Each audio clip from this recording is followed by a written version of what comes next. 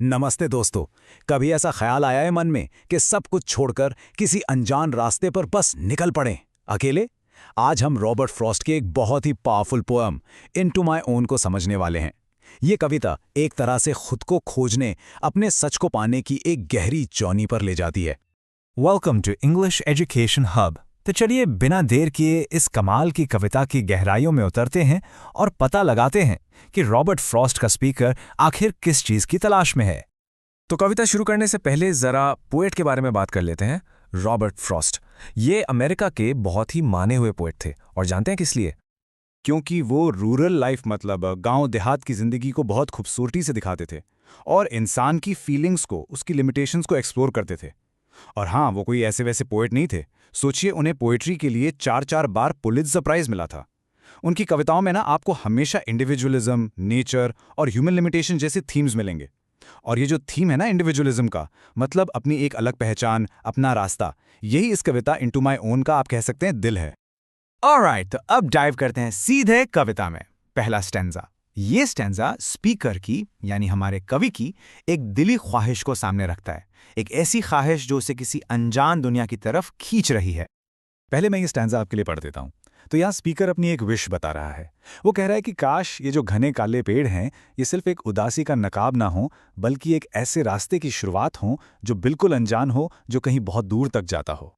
ये dark trees जो पुराने और मजबूत हैं, ये सिर्फ पेड़ नहीं हैं दोस्तों, ये सिंबल हैं एक रहस्यमयी, चैलेंजिंग और अनजान रास्ते का जो स्पीकर को अपनी तरफ बुला रहा है।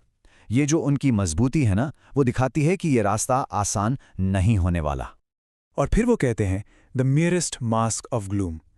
इस लाइन में स्पीकर उम्मीद कर रहा है कि जो अंधेरा या उदासी दिख रही है ना, ये बस ऊपर ऊपर से न हो।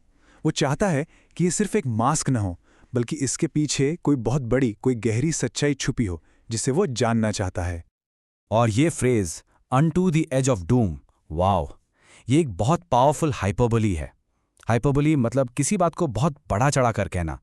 यहाँ एज ऑफ डूम का मतलब है एग्जिस्टेंस की यानी अस्तित्व की बिल्कुल आखिरी हद तक। मतलब स्पीकर एक ऐसी जर्नी पर निकलना चाहता है जो उसे लाइफ और रियलिटी के एंड पॉइंट तक ले जाए। चलिए अब दूसरे स्टांजा पर आते हैं। यहाँ पर ना स्पीकर की जो विश थी, वो अब एक पक्के इरादे में, एक रेजोल्यूशन में बदल जाती है। अब वो सिर्फ सोच नहीं रहा, बल्कि उसने फैसला कर लिया है। पहले मैं पढ़ता हूं। तो यहाँ स्पीकर साफ साफ कह रहा है कि उसे कोई रोक नहीं सकता। एक दिन वो चुपके से इन जंगलों की गहराई में, इनकी विशालता में गुम हो जाएगा, और उसे इस बात का कोई डर नहीं है कि आगे कोई खुला मैदान या बनी बनाई सड़क नहीं मिलेगी। इस लाइन में जो सबसे जरूरी शब्द है वो है फियरलेस, निडर। वो इस अकेली यात्रा के लिए पूरी तरह से तैयार है। और स्टील अवे शब्द का इस्तेमाल ये दिखाता है कि ये उसका बहुत ही पर्सनल, सोचा समझा फैसला है। तो आप देख रहे हैं, यहां एक डिलिबरेट चॉइस हो रही है, एक जानबूझकर लिया गया फैसला। वो ओपन लैंड और हाईवे जैसे आसान, जाने पहचाने रास्तों को रिजेक्ट कर रहा है और चुन क्या रहा है? The vastness, the dark trees, मतलब वो मुश्किल अनजाना रास्ता। यही तो इंडिविजुअलिज्म है। अब आते हैं तीसरे स्टांजा पर। इसमें स्पीकर उन लोगों और उस दुनिया के बारे में सोचता है जिसे वो पीछे छोड़कर जा रहा है, पर उसका फोकस पूरी तरह से आगे की तरफ है, पीछे नहीं। सुनिए, इन लाइंस में उसका इरादा और भी मजबूत हो जाता है। वो कहता है कि मुझे कोई वजह नहीं दिखती कि मैं कभी वापस मुड़कर देखूं। लेकिन यहां एक इंटरेस्टिंग ट्विस्ट है। वो ये भी कहता है कि जो लोग उसे मिस करेंगे, वो चाहें तो उसके पीछे पीछे आ सकते हैं ये देखने के लिए कि वो कहां है। ये line I do not see why I should e'er turn back उसके फुल कमिटमेंट को दिखाती है। मतलब नो लुकिंग बैक, पुराने जीवन में लौटने का तो सवाल ही पैदा नहीं होता। और ये दूसरी लाइन, ये बड़ी गहरी है।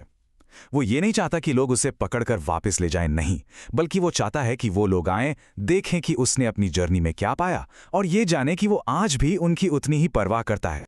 और अब हम आ गए हैं कविता के आखिरी और सबसे इंपॉर्टेंट स्टैंजा पर। यही वो हिस्सा है जो इस पूरी यात्रा का असली मकसद बताएगा। तो सवाल ये उठता है कि ये जो यात्रा है, ये उसे कैसे बदलेगी? क्या वो कोई और ही इंसान बन जाएगा? चलिए देखते हैं कि फ्रॉस्ट इसका क्या जवाब देते हैं। कविता की सबसे पावरफुल लाइंस, ध्यान से सुनिएगा। वे मुझे उस व्यक्ति से बदला हुआ नहीं पाएंगे जिसे वे जानते थे, केवल उन सभी बातों के बारे में अधिक निश्चित पाएंगे जिन्हें मैं सच मानता था। यही है इस कविता का क्रक्स। वो कह रहा है कि जब लोग मुझे ढूंढेंगे तो मैं उन्हें बदला हुआ नहीं मिलूंगा, मैं वही रहूंगा, बस मैं जिन बातों को सच मानता था उन पर मेरा यकीन और भी ज़्यादा पक्का हो जाएगा। तो इस यात्रा का मकसद ट्रांसफॉर्मेशन नहीं, कन्फर्मेशन है। खुद को बदलना नहीं, बल्कि खुद को और पक्के तौर पर जानना है। तो चलिए फटाफट से इस पूरी कविता के कोर मैसेज को, इसके मेन टेकअवेज को समराइज कर लेते हैं ताकि आपको सब कुछ एकदम क्लियर हो जाए। पहला पॉइंट, एम्ब्रेसिंग द अननोन, अनजान को गले लगाना। दूसरा, द इम्पॉर्टेंस ऑफ इंडिविजुअलिज्म, अपनी राह खुद बनाना। और सबसे ज़रूरी तीसरा, finding certainty in one self, अपने अंदर यकीन ढूंढना। ये जर्नी बाहर की दुनिया जीतने के लिए नहीं है, बल्कि अपने अंदर के सच को और मजबूत करने के लिए है। मैं इस एनालिसिस को उन्हीं आखिरी 2 लाइनों के साथ खत्म करना चाहूंगा, क्योंकि यही इस कविता की आत्मा है। यह हमें सिखाती है कि असली ताकत खुद को बदलने में नहीं, बल्कि खुद को और गहराई से जानने और अपने सच पर टिके रहने में है। तो दोस्तों, उम्मीद है आपको रॉबर्ट फ्रॉस्ट की इस कमाल की कविता का ये एनालिसिस पसंद आया होगा। अगर आप ऐसे ही और एक्सप्लेनेशंस देखना चाहते हैं तो चैनल को सब्सक्राइब करना बिल्कुल मत भूलिएगा। देखने के लिए आपका बहुत बहुत शुक्रिया।